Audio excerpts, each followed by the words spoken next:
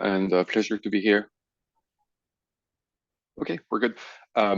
Yeah, so disclaimer, this is a talk that I just put together for this, and I'm going to be beta testing the slides, so I really welcome some feedback. I have my two monitors set up, so hopefully I should be able to see the chat. But if you have any questions, really just go ahead and interrupt me, and I'll be happy to address them live. So this is kind of a new talk on trying to modernize the HACL-Star library. So HACL-Star is okay, can I at least move the slides? Yes. Okay, so HACL-Star is the high assurance cryptographic library. It's a library of cryptographic primitives. So symmetric crypto, like, I don't know, AES-GCM, or maybe there's some hash algorithms in there, like SHA-256, some curves, like curve25519, P256. So there's like a whole cornucopia of crypto algorithms called primitives in there. And the interesting thing about HACL-Star is that it's proved, right? So it comes with proof of functional correctness, that the math is doing the right thing. So if you have that complicated elliptic curve, then you're always correctly computing the right operations, no matter what. And it also comes with proofs of memory safety and some amount of resistance to side channels. And so the way that HACL-Star was originally designed is that it generates C code along with some calls to compiler intrinsics to give you SIMD optimizations. And so that's the HACL-Star library. It's a relatively popular library. It has yielded a ton of papers, including papers on the design and applications built atop HACL-Star. And it's also been met with some amount of success on the engineering side. HACL-Star has been integrated into Firefox, Python, the Linux kernel, the Tezos blockchain, ARMS embed, and many other places. So there's been a lot of consumers of HACL-Star. And there's also like some business success. There's a small startup, which I advise, called Crispin, that initially started as a provider of commercial support for HACL-Star. But as you'll see when you look at the research papers, HACL-Star started a while back, right? I would say that we started to work really in earnest in 2016, and the landscape has changed a lot since then, and that's the reason why I'm talking here today. We want to modernize HACL-Star. We want to modernize HACL-Star and bring it to a world in which the crypto is Rust-centric. And so that's essentially going to be my talk. Like, how do we modernize the big existing code base to live in a world where Rust is the priority? And so I just said it's a big code base. I actually wondered the other day how the amount of code had evolved in HACL-Star, and it started in 2017 as barely 20,000 lines of code. So the orange code is the source code. So HACL-Star is written in a language called F-star, and I will talk a lot more about the exact kind of design and how these things are done in the next slide. But let's just say that the code that you write and verify is now topping 120,000 lines, and there's a compilation pipeline that takes this code and produces C code. And right now we're at about like 90,000 lines of C code. So that's a big project, right? And obviously, and this is the point that I'm going to be making throughout this talk, we're not going to rewrite 120,000 lines. So we're going to have to be smart about how we transition all of this into a Rust-centric world. I want to talk a little bit about the HACL-Star architecture because it's going to be really important throughout this talk. So I want to make sure that everyone understands kind of precisely what is happening. So let me get into a little bit more detail. On the left of the dashed line, you have proofs. So we write HACL-Star in an F-star. I assume that everyone is familiar here with what it means to have a proof assistant, right? So F-star is a dependently typed proof assistant that kind of resembles ML, like OCaml, but you can decorate your source code with proofs, right? And it uses SMT-based automation. So using a weakest precondition calculus, F-star generates proof obligations that are discharged using a mixture of automated proofs using SMT, semi-automated proofs using lemma invocations written by the users, and manual proofs using a tactic framework. So the specific technology that we're using for HACL-Star is called LOSTAR. So LOSTAR is a subset of C that is embedded within F-star using a shallow embedding. And what this means is that we model the stack in the heap, we model pointers, we model machine integers directly within F star, and we write code that's not fully general F star, but that's kind of restricted F star. It's first order, it doesn't have closures, doesn't have things like that. And this code, if it fits in the low star subset, is eligible for compilation to C. And so what we do on the left is that we prove that the low star code is correct before compiling it to C. We show first, typically we proceed stepwise, so it's proof by refinement. We do a first refinement step that the C-like implementation that talks about pointers and addresses and disjointness and aliasing is equivalent to a pure implementation that doesn't talk about memory or addresses. That's just pure F star. And then usually there's another step that simplifies even further and says that the pure implementation is really equivalent to a pure high-level concise mathematical specification. Allow me to get a little more concrete. This is an example of, okay. Yes, this is a big bunch of code. So I don't expect you to read this, but I'm going to point to the little tidbits that are important in this slide. So this is low star. What this is f_inv0 is part of a function that computes a field inversion on the field that is used for curve 25519. So this is like deep into the core of one of the primitives for elliptic curve cryptography. What you can see here is that this is a sub-language of F star because there are like distinguished things. So for instance, you can talk about the liveness of your pointers. You can talk about the disjointness of your pointers. And when you are writing the actual code, so the top half is the function signature, the bottom half is the runtime code, and the runtime code is doing like pointer arithmetic here. Sub is really like pointer arithmetic in our model of C. So you're saying you take a pointer T1 and you take a sub pointer starting at address 0 and of length n lim. So it's essentially T1 is packing 4 whatever, we call them limbs together, and it's basically chunking that thing into 4 and getting 4 sub pointers to T1. So this is like very low level reasoning. You talk about pointers, you talk about disjointness, memory, and it's of course incurring a fair amount of proof obligations. What you want to do is show that this refines something simpler. The something simpler is the pure implementation. So this is a pure version of what this code is doing. And the cool thing is you don't talk about memory anymore. You're just dealing with pure field elements. And that allows you to do a somewhat semi-automated proof that first, this is correct with regards to this. I assume you can see my mouse pointer, but like orange box, bottom left is correct with regards to middle box in blue here. And furthermore, there's also a little bit of like proof that happens in between here. And what this is proving here is that actually the last refinement is happening correctly, which is that this field inversion is really implementing the field inversion here. And this is the mathematical truth. And this one you can read. It says that we're in a prime field of characteristic 2 to the 255th minus 19. That's a prime number. A field element is a natural number strictly less than the prime. There's 0, 1. Addition, subtraction, and multiplication are all modulo the prime. Exponentiation is, well, it's a helper, so that definition is not shown. And field inversion is essentially defined like you would expect. Using Fermat's little theorem, I think is what is happening here. So that's the style, right? Proof by refinement, proceed stepwise and show that your low-level implementation eventually connects all the way to that simple specification. Once that is established, the way that this is happening compilation-wise is that this is erased, so Le Touze-style erasure, where all of the proofs and refinements are gone. And what you're left with is an AST that is then taken over by a dedicated tool called Caramel. It's a pun. It's KNR meets ML for KNRC and ML-like language.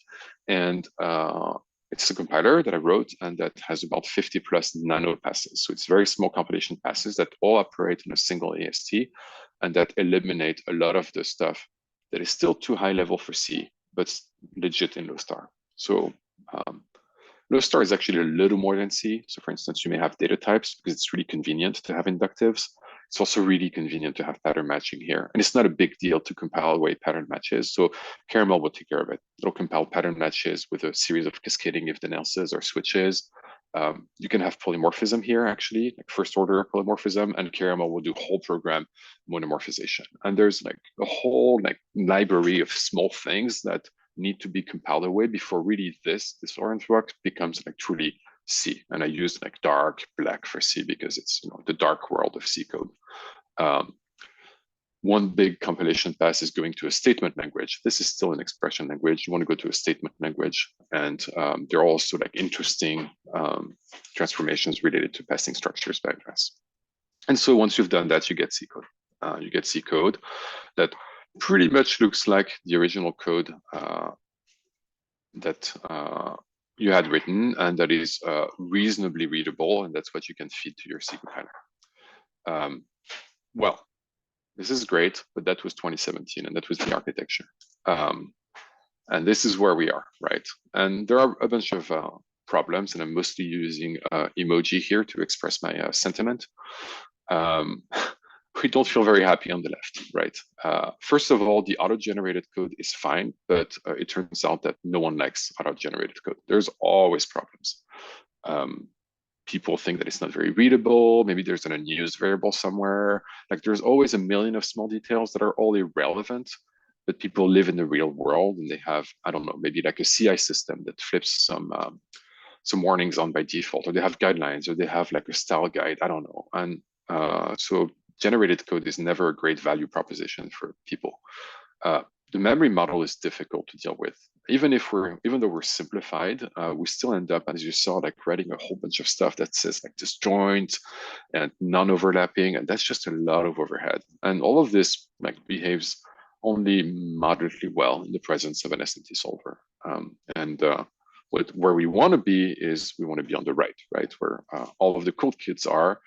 We want to be in a world where the programmer writes the Rust code that they want, that they feel happy about the code, and we take it over and prove their code rather than giving them codes that they have no control over.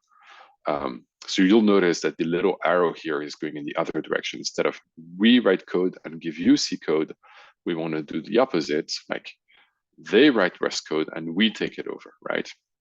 And there's like a lot of interest in that area. There are plenty of tools here, and our tool is NAS, but there are plenty of other friends and family who are doing essentially like other attempts at getting to that world. And the reason why there are so many tools is that memory reasoning is much easier when you're in Rust, as everyone here knows, I'm sure.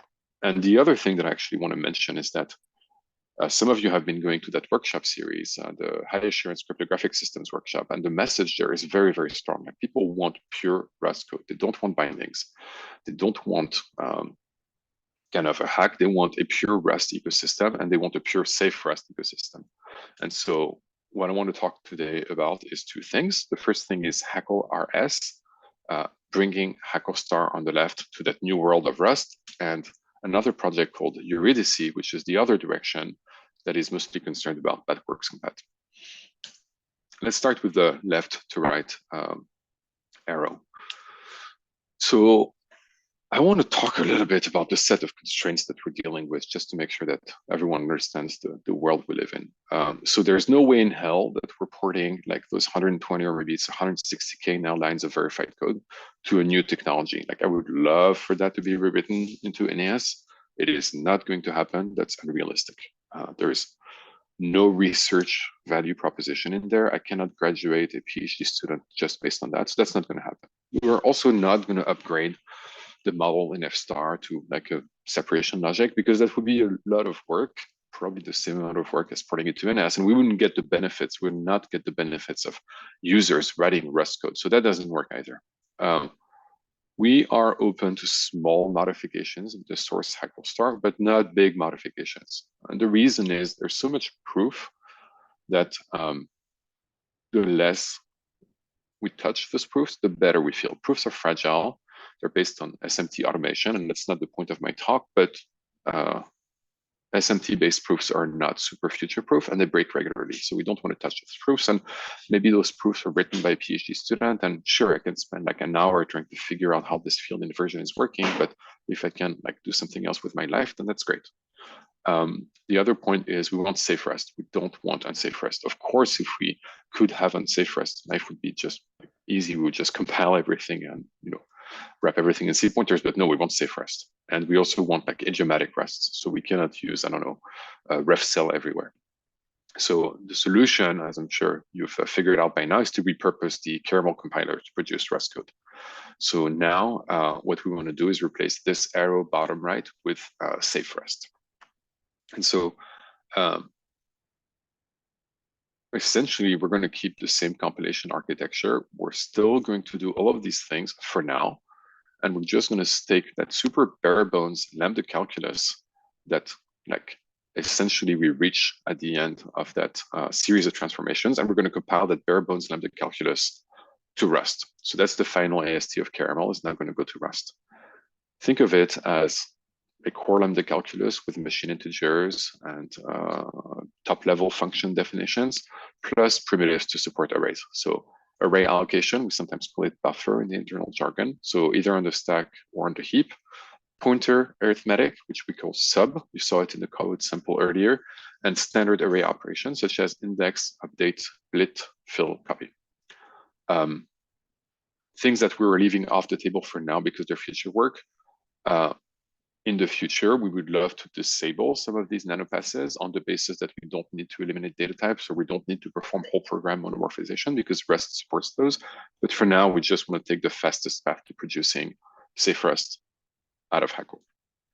So essentially, instead of producing this, which is what you saw earlier, we want to produce this, which is what you have on the right, and which is Rust code. It's not the prettiest Rust code, but it's already like a huge improvement if we can have like all of HACL giving you verified crypto that's in pure Rust. So now I'm just going to do a little bit more of a deep dive and tell you how the translation works. So essentially, we have to compile that bare bone lambda calculus that's kind of like C lodestar-like into Rust. So the design choices are as follows. I'm using tau for the source and T for the target. Pointers, tau star, compiled to mutably borrowed slices. Const pointers, we actually have a model of const pointers in lodestar that compile to share borrow slices. One thing, which is a source of endless pain and which I'm going to complain a lot about today, is the fact that in C, there's no distinction between array and pointer, right? So everyone remember that if you see a function signature like this in C, it doesn't mean in Rust, like in Rust, that you're taking an array of 4 elements and that you receive 4 elements. What it means is you're taking a pointer. And that's going to be like a recurring topic in the coming slides. So the translation of expressions is directed by the Rust type. So to translate expressions, we have a context that to each variable associates its Rust type, and we have a context provided expected type tret. Buffer creation, so array allocation in the source, just translates to a standard array allocation in Rust, along with extending the environment gamut. Remember that X now has a Rust array type. And then when we compile references to variables, we may have to insert a borrow in order to make the explicit conversion that C does automatically, but that Rust does not do automatically between array and pointer. So this is explicit in Rust, which is great. And so if the expected type is a slice type per the translation of types, and your variable X was initially allocated with an array type, it automatically decays into a slice. Otherwise, variables compile to variables. And the rest like doesn't have any subtleties. So this is the overall translation scheme. And now I'm going to tell you about 2 really problematic points, which were really the crux of this translation. So the first difficulty was that there are a lot of in-place APIs in the HACL-star source code. This is a slightly easier to explain example called point out and double. It's next to finv. It's the same algorithm. It's still curve. This one is taking actually, whoops.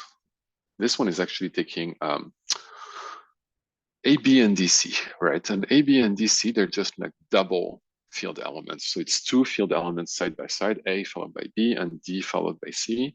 And you have an API called fmul2 that can do a multiplication. Actually, it's in the comment, right? You can multiply. So if D is concatenated with C and they're together in the same like C low star array, it multiplies both by A and B. So you can see here, it's like a dot product. And this one is in place. That's the problem, right? Like fmul2 is taking DC for its output parameter and also for its input parameter. And that's not going to work in Rust. So this is a very typical in place of or disjoint API that is really pervasive in HACL-star. If you look at the right, this is the type of fmul2, and it takes an output parameter, f1 and f2, some temporary scratch space. And these are the low star proof obligations about liveness, but this is the important bit. This says either f1 and out are disjoint or they're identical pointers. And this is a typical C API. So it turns out that fmul2 itself can compile to Rust, and it's going to borrow check, but it's going to borrow check and assert that out and f1 cannot be aliased, that they're disjoint. So the problem is going to be at call site, right? If you compile this naively in Rust with fmul2 DC DC, then the borrow checker is going to complain at call site that you're borrowing DC twice. And the solution, actually, there's a nice generic solution, which is to write a wrapper. So the wrapper is going to do a copy here. fmul2a is a variant that says these arguments may be aliased. So what it does is that it does f1 copy. It creates a copy of f1, then proceeds to call fmul2 by passing it a copy so as to avoid aliasing out and f1. This still doesn't type check in Rust, but there's a special little attribute that says that this thing should be inlined at call site. And what this gives you at call site is that when you're in point, add, and double, this little thing inlines, meaning that the copy appears in the caller performs a copy, then the okay, I can see, yeah, then the call takes DC and the copy, and that's how you resolve the aliasing problem at call site.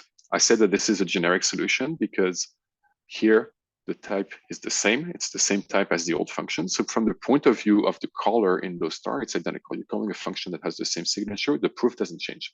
And this is the generic pattern. So we ended up doing that in a whole lot of places. And this is super small, super localized, and super cheap to do. And this doesn't break your proofs. So that's happiness.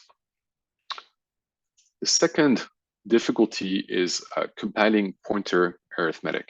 And that is really a big pain. So I'm going back again to my example of a point, add, and double. Instead of focusing on this difficulty, which we have now solved, I'm focusing on this one.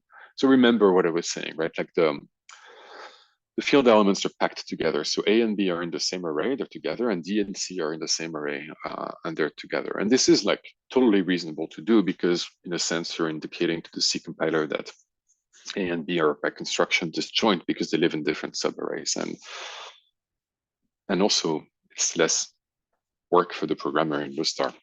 You only have to deal with disjointness between two things instead of doing like 4 pairwise disjointness. So this is fine, except, well, here's the deal. Look at it. Like here, you have a view where you break up DC into C and D, but then here you use DC again.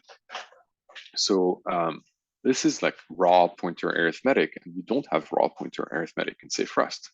You only have a split at or split at mute, which takes an index, a slice, and splits that slice in 2 halves, one before and one after the index. And this is like, again, totally reasonable for Rust because by construction, it prevents you from holding 2 pointers that would overlap spatially. So there is a big mismatch between the two languages And then now we're going to have to try to reconcile that. And we're going to have to try to reconcile it with the understanding that by the time we reach this, by the time we are here, we have lost the length information, right? We're in a C-like language, and so we no longer have access, because it's erased, we no longer have access to the length of the subarray. And so that sounds like a difficult problem in general. And yes, it's a difficult problem in general, but HACL-Star has a very specific kind of ownership pattern. So HACL-Star never actually takes two overlapping slices of the same array and modify and actually leverage the overlap, because it's impossible to reason about that. Well, no, it's not impossible. It's just very painful to reason about that. And so no one is doing it in HACL-Star. The only thing that you have is that you may have a little bit of temporal overlap, like you can see here, where you're juggling between two views, either D and C as separate things or DC as a combined together thing. And so what we're going to do here is we're going to try to reconstruct the programmer intent. So we're going to try to understand that what the programmer is doing here really is splitting DC into two halves, using those, and then being done with those, and then going back to the original view. I'm going to switch to a micro example, and this, of course, is shamelessly taken from my blog post that I published last Friday, but the reason I published it was to get my thoughts in order before this talk, so it's complementary. So let me do a micro example.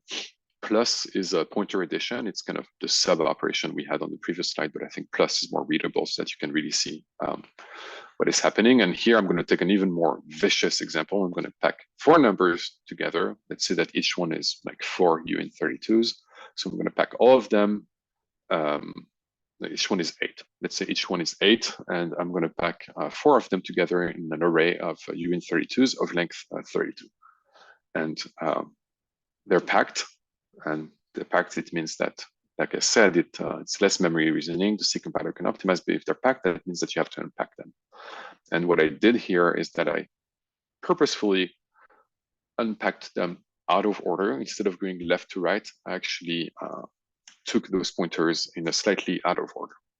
So how do I reconstruct programmer intent from this? The idea is that every pointer addition operation generates a call to split at or split at mute in the resulting Rust code. We are going to match and identify pointer addition operations that are computed off of the same base pointer. And these are going to be related to one another. And we're also going to assume, because we're in HACL-Star, that the programmer never means to have overlapping slices. So the first operation, like per my example, here, okay, let's start with the first pointer addition. ABCD plus 0 compiles to ABCD dot split at mute 0. Yeah, that's really dumb, but you know how it is, right? There's always a base case, so we start with the base case. So at that point, we're just going to remember a tree, and we're going to remember that for the base address ABCD, we're going to have a little like associated data structure. There's going to be a binary search tree, and we're going to remember that this ABCD pointer has been split at index 0, and that the variable for which we split was variable A. So that means that at this program point, after this line, if I have a reference to variable A, I see that the tree has been split at index 0 and that A is at index 0. So that means that the resulting compilation of A is RA.1, so the right-hand side, okay? So if I start referring to A, any reference to A in the destination, in the compilation target, will be RA.1. I continue. We are going to extend that tree as we make progress through the source code, and each pointer operation over the same base is going to enrich our internal state for that base, so the little tree associated to ABCD. So here I do another pointer addition. Okay, I do ABCD plus 16. What I do is that I extend my tree to remember that now, starting from the right-hand side of A, I have performed another further split operation that splits at index 16. And so I take the right-hand side of A, RA.1, and then this one I further split at index 16. And so there's an invariant here, which is that if you want to refer, so let's imagine at this stage I want to talk about A and I want to talk about C. I want to compile a variable reference in the source to the destination rest. And so here I'm going to find A to be in the left-hand side of RC and C to be in the right-hand side of RC. So there's a little invariant here that's starting to emerge, which is that live variables are found in the leaves of the tree. You can keep doing that. So I'm just going to show you the final result. B and D are found in the left-hand side and the right-hand side of C respectively. And if you want to compile A, that's going to be RB.0, B is going to be here, C is going to be here, and D is going to be here. And you'll notice here that there's a little offset computation, which is that the plus 24, because it was following a plus 16, becomes a plus 8 only. So this is a little like advanced, but it turns out that this really models well the majority of what happens in HACL-Star. And so really, this is like a very custom compilation scheme. It's essentially asserting that we know what most of that code looks like and that we can actually reconstruct the programmer intent. So we actually managed to compile a lot of code like that. There are some subtleties, like sometimes the pointer arithmetic restarts, like what we had here. So here you're done with the tree with C and D and you restart with DC. So that we also have added something that I'm not showing here to invalidate the internal state. So invalidate the little tree and then restart. Occasionally there's some interleaving where you're juggling between the two representations, like either juggling with C and D and then DC and then C and D separately again. And this is really hard to compile to rest. So this one, we usually rewrite the source code to kind of have one view where we have little split subarrays, or another view where we have the entire array, but not both at the same time, because that's really hard to kind of, and also it would generate such an ugly translation that it's probably worth rewriting. And this hasn't kind of broken the proofs too much. And sometimes the indices are not constant. So the indices were 0, 8, 16, and 24, but sometimes they're not constant. Like in the earlier example, there was n lim, which is the size of the lim. So we extended the grammar of indices so that we can relate them to one another. So, you know, E is an expression 2 times E or E plus E, and then we're able to like figure out how they relate to one another so that we can put things in the tree. And sadly, sometimes even that is not powerful enough. So as a last resort, we assume that subsequent offset computations off of the same base are all ordered left to right if the indices are opaque expressions that we cannot like analyze anything out of. And this actually works pretty fine, although it's conceptually frustrating. So we're working on like dealing with the technical limitations. The first one is that this may generate runtime errors. Like if there's spatial overlap in the source, like you're really meant to perform an aliased access through two variables at the same time in C, well, that's not going to work in rest periods. You're going to get like an out of bounds or variable is borrowed error. But fortunately, we haven't seen any of those in the HACL-Star source code. If the optimistic assumption that opaque indices are ordered left to right does not hold, then we're also going to get underflow errors or out of bounds errors. So we essentially want to gradually upgrade the source code with very small modifications, but just enough that we don't get any of the warnings anymore that say, I could not relate these two indices. I'm doing an optimistic translation scheme. We have a bunch of modules that are compiling and running. And we're just making progress through the rest. We're going through algorithms one at a time. It's not so bad, actually. I thought it would be awful. It's actually not horrible. We're writing Rust tests, we're running the tests, and we're rewriting the source here and there. Two things are playing in our favor. The first one is that there was a very specific pattern of ownership in Rust, which I mentioned already. Very specific pattern of always splitting into disjoint subarrays. And there's another thing, which is that there's a very generic style of programming in HACL-Star where one algorithm is kind of specialized in many different variants, like the big nums, for instance, are a prime example. There's one implementation of big nums, but then there's multiple combinations of big nums that end up being produced, depending on whether you want 32 or 64-bit limbs, or whether you want like fixed size big nums or variable runtime size big nums, but it's still the same source. So oftentimes you have like 6 or 8 bugs in the translation, but it's one fix in the source because it was kind of made a program. And the big question is performance. If we end up doing these little like modifications on the source code, how is it going to impact performance? And the answer is, so far it's negligible. The impact of modifications was found to be minimal. And neither the copies, so the thing that I was talking about in the beginning with the aliasing, nor the reordering of the pointer arithmetic, which was the second half, were affecting performance at all.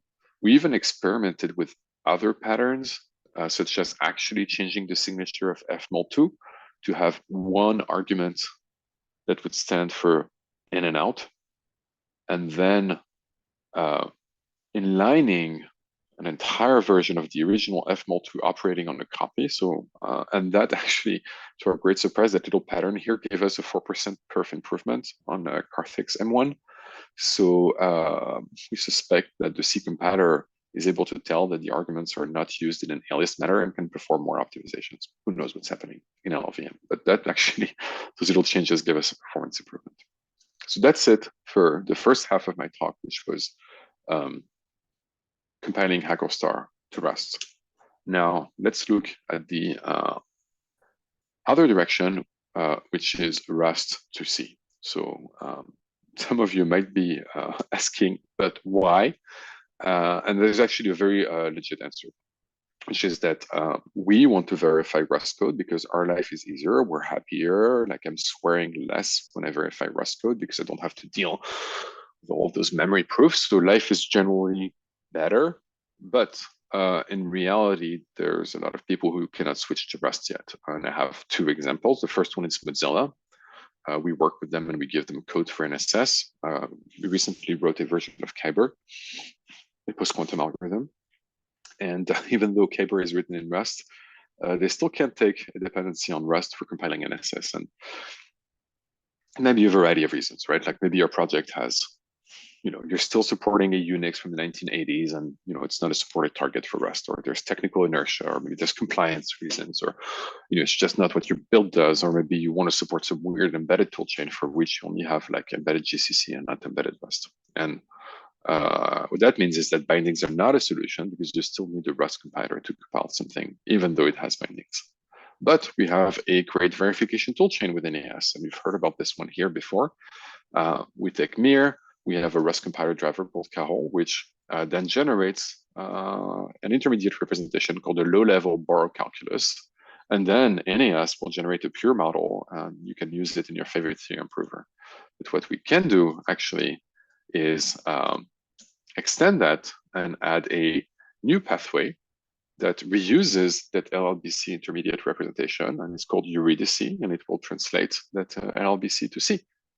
And well, it's a little bit of work, right? Because Mir or LLBC, whatever, it doesn't matter. Mir or LLBC still have a fair amount of high-level constructs, right? Like Rust has like polymorphism and traits, and it has data types and pattern matches. But lo and behold, it turns out we already have a tool that has an intermediate AST which can perform all of these simplifications. So what Eurydice does, it actually completely repurposes the internal caramel AST. So it does two things.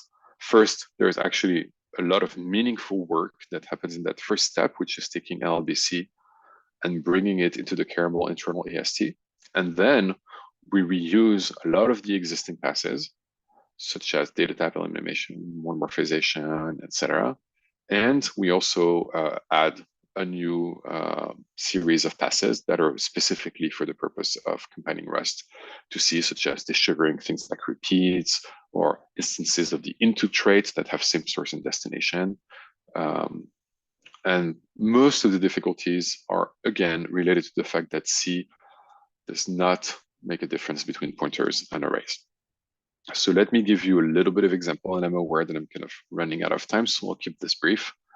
if you write a function that takes an array and a function that takes a slice in Rust, this is obviously, think of it as readable mir. This one really means you're copying all the elements of the array and you're passing them to the take array function. But I was supposed to have a I was supposed to have take array ref here. Okay, so imagine there's take array ref that takes a borrow to a U32 semicolon 32. Okay, so take array ref is one that actually takes the address of an array, and then take slice is the one that takes a slice. And you can tell here that it's explicit, right? That there's a copy here before you call take array, because the semantics of take array is that the entire array is copied before being passed to the function. And here, it's a reborrow, but whatever, you're just passing the address of the array. And same thing with the slice, you're just passing the slice. You're not doing a deep copy. And well, the thing, if you compile this naively to C, right, you need to be very careful, because in C, if you do an array, the array is going to decay to a pointer, and this operation, the copy here, is just going to end up assigning a pointer into another pointer without performing a deep copy. So you need to be careful to work around what's called array decay, which is technically that when a variable that's an array appears as a R value, it automatically decays to the pointer type. So here, you need to have a mem copy that performs a deep copy, so that you make sure that you call take array with a copy, unlike take array ref, in which case you do not need to add the address of operator that appears in the mir, because C will add the address of operator for you.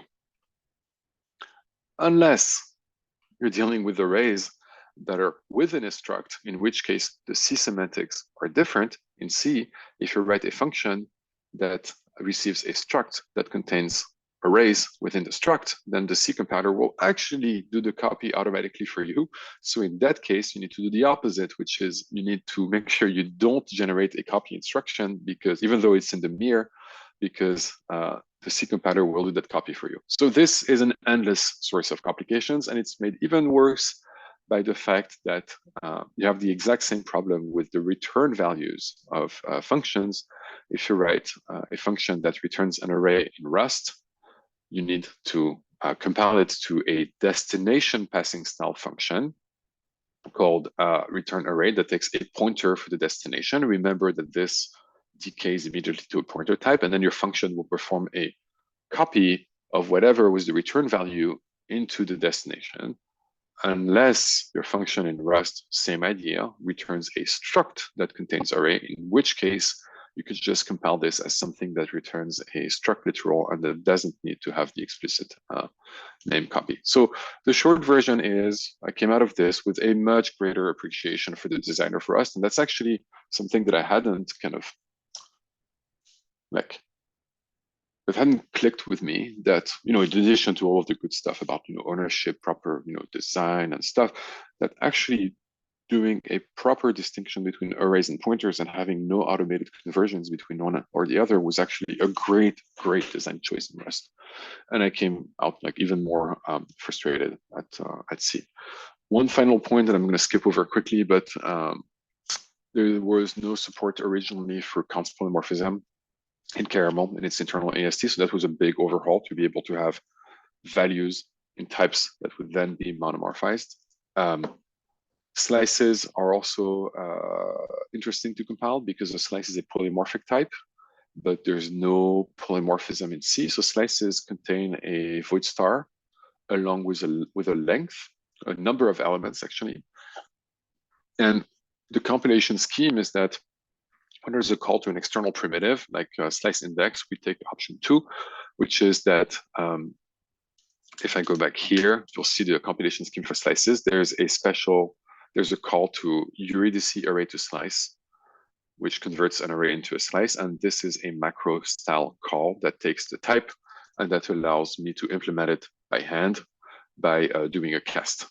And I thought I had the implementation of that one, but whatever. So that means that we have a generic compilation scheme to handle slices, where any operation over slices or any polymorphic type for that matter gets compiled as a If it's opaque, if it's external, it gets compiled as a macro-style function invocation that you can then implement properly by hand in C. This is the implementation of split at, and this like Eurydice will emit equal to this, and I will handwrite this that's on the screen.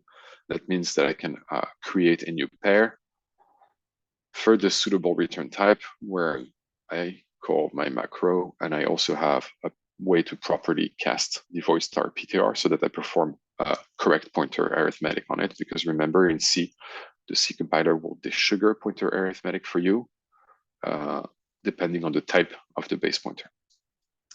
I'm going to skip over these miscellaneous tidbits because I want to leave time for questions, but basically traits are handled. They're not that much complicated because they're treated as normal function calls because they're resolved by the time we get to Mir. There's a rather complicated path to reconstruct proper variable definitions because Mir declares an uninitialized variable and then assigns it, and I want to have something better in C, so I do something where I bring every initial variable declaration further down to be along with its initial assignment. And there's one question that I want to anticipate, which is why a Mir LLDC? It's mostly because there's a very regular atomic set of constructs to handle. So I don't want to have a translation where I would have to hard code all flavors of iterators. And it also aligns with the verification backend. So it's great to know that NAS and Eurydice share the same infrastructure. There's a bunch of future work. But for now, the goal is not to make this a general purpose compiler from Rust to C, although it could be. I just want to make it work well for crypto so that we can be in a new world where the new crypto algorithms are written in Rust and they can be back compiled to C. Yes, the Kyber implementation is public. There's a link here. You can go check both the source and the output. And the one thing I will say about the performance is that it's identical. Nothing more to say about it. Probably looks exactly the same from the point of view of LLVM. If you look at the right, this is like an iterator that has been compiled in a completely generic fashion. It says that you get an option when you call next, and then if it's none, you break out of the loop. Yes, I can copy and paste the link.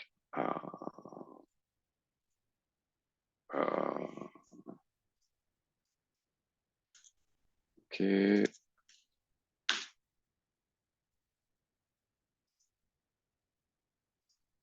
This is really bad. Did this end up as a picture? This sounds awful. Okay, let me try again.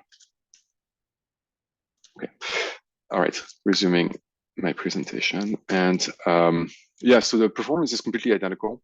And yeah, this is an iterator. So the iterator is compiled without any specific support for iterators. It's just like calls to instances of traits. So here you have core iter, range, core ops, range, next.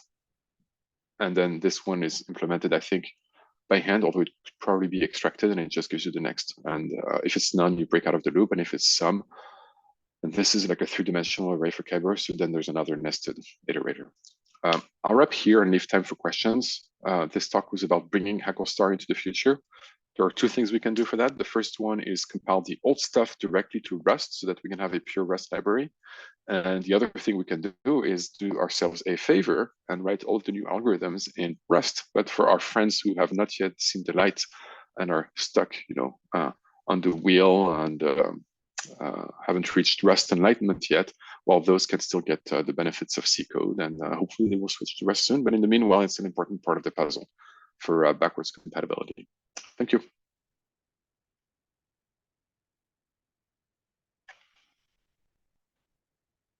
Thank you very much to Jonathan for this talk. So we have some time for questions.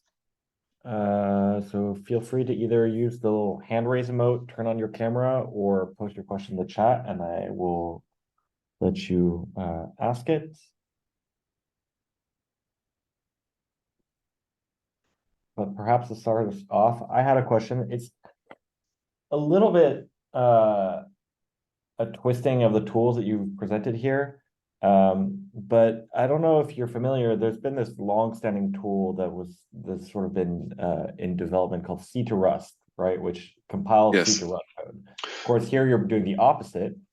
But I was wondering, have you considered maybe combining those two to get some sort of translation, to be able to take your C code, compile it to Rust, compile it back to C, and then verify that the two are equivalent. Yeah, yeah, that would be an interesting thing to do the round trip, right? And like do, yeah, I'm curious too. I know that there are other efforts related to C2 Rust. So I just saw another preprint again on Archive today about like C++ to Rust. There were the Grammatech folks who also had that C++ to Rust thing where you could gradually rewrite your source code with some classes that were emulating borrow checking. And I think Galois is also interested in trying to do something like that. So I think some of the ideas that I have here about reconstructing intent, if you want to do safe Rust, right? If you want to do C to safe Rust, C to Rust goes to very unsafe Rust, right? It's just unsafe blocks all over. I think if you want to do C to safe Rust, yeah, trying to reduce some of that stuff for like programmer intent, or maybe trying to identify what is in out and trying to automatically insert copies based on some like either semantic analysis or programmer annotations, that would be like along the like arsenal of things, of tools that you would have to pull out in order to make that work. Yeah. I'm sure that there's some shared lessons that can be used from these different projects. Are there any questions right now? Oh, Ralph has a question. Go ahead, Ralph. Yeah, sure. Thanks for the talk. That was fun.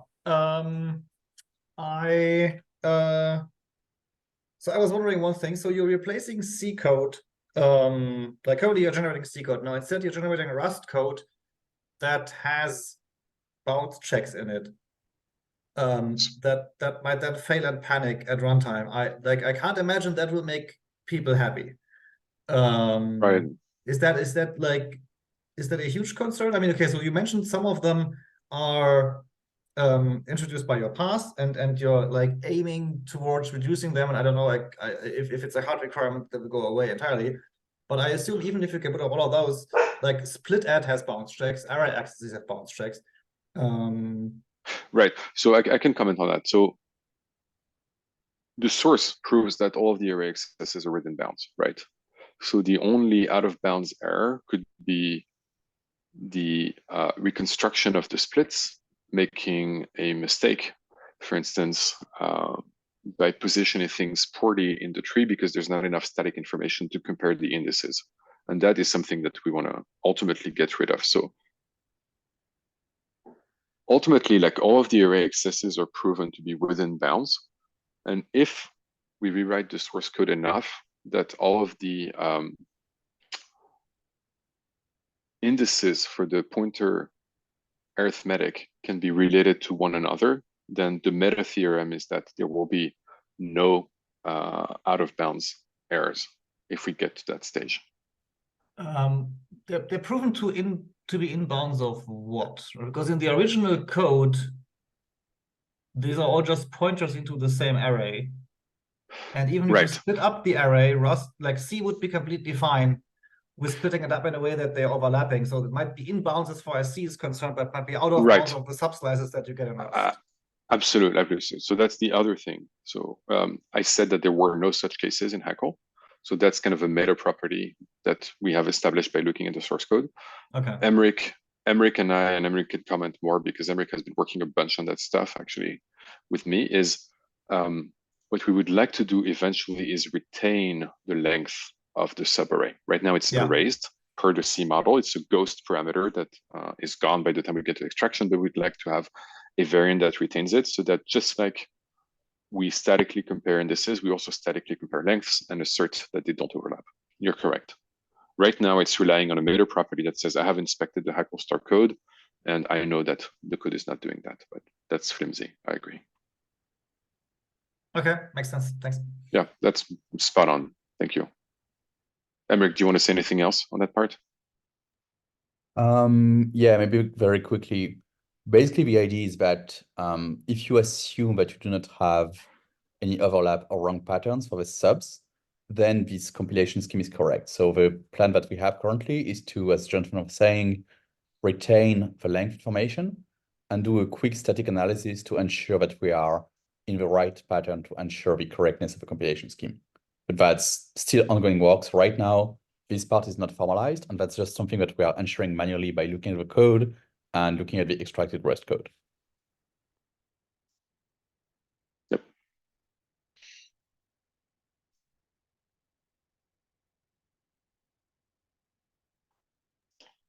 And I can ask another one if nobody else asks. Go ahead. Go ahead. I mean, I understand you want to generate safe Rust code. So even though you know they are all in bounds, you're not going to emit get unchecked, like at least not for the customers you're targeting. But I wonder if it would be interesting to have a mode to do that anyway. And I don't know, benchmark them against each other or like compare the assembly if there's even any difference, because chances are lots of these checks are going to be removed by LLVM anyway. Yeah, it's just that it's making me nervous. No, don't run it in production, but run it for benchmarking. And if it's the same performance, just for benchmarking. Yeah, but okay, sure. But then we also ran the benchmarks between the compiled Rust and the original C, which should give you an idea actually of what you're asking for. And also, it was also within like 1%. Like we did not see any noticeable performance hit. So I don't think you need to compile to unsafe Rust. You can just keep C, use that as your baseline, and compare the Rust backend to the C backend and pit them against one another. But I didn't see. If you compare to Rust, you could do like actually compare the LLVM IR post optimizations, and then you get much more precision. Right. Maybe there's too much noise there. I don't know. Yeah. Okay, Julien says there's also the no panic. Great. Yeah. That's true. I had a very small question about the generated C code. This is just maybe showing my ignorance with the community that you're targeting here. But how tolerant are they of having these, like, I don't know 10,000 line blobs of C that clearly the machine generated C code being inserted in their code bases? Is that not a concern that maybe you accidentally modified 3 critical lines, you know? Yeah, so it's a long-standing concern. They also would like to get. So the only people who are ready to take that auto-generated C for backwards compact are people who also like have consumed our generated C code in the past, and because it's the same infrastructure and kind of looks the same, so they're kind of tolerant of it. But yeah, I mean, the 10,000 is it's really a stopgap. Like the whole Eurydice thing, I see it as a stopgap. So we have Mozilla who's interested, and Google also for boring SSL, because same deal. They're not ready to add the RISE toolchain into the build system of boring SSL, so they'll take it. Okay. Yeah, but it's a never-ending battle, right? Because there's always something new about the quality of the code that people report, and then you can spend like an entire career like tweaking the output of a code generator, and I'm not sure I want that for myself. So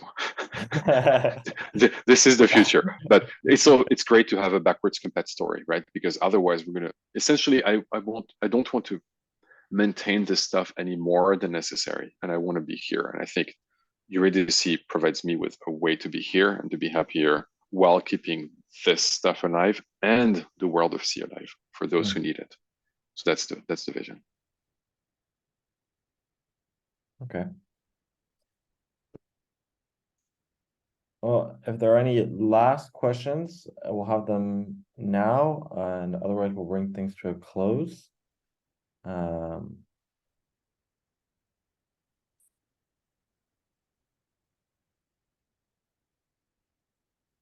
Yeah, in cool. that case, thank you very much, Jonathan. Yep, I'm around if you want any of this stuff. If you want Kyber, if you want to beta test the crypto, if you want to integrate it, hit me up. Thanks for the invitation. Yeah.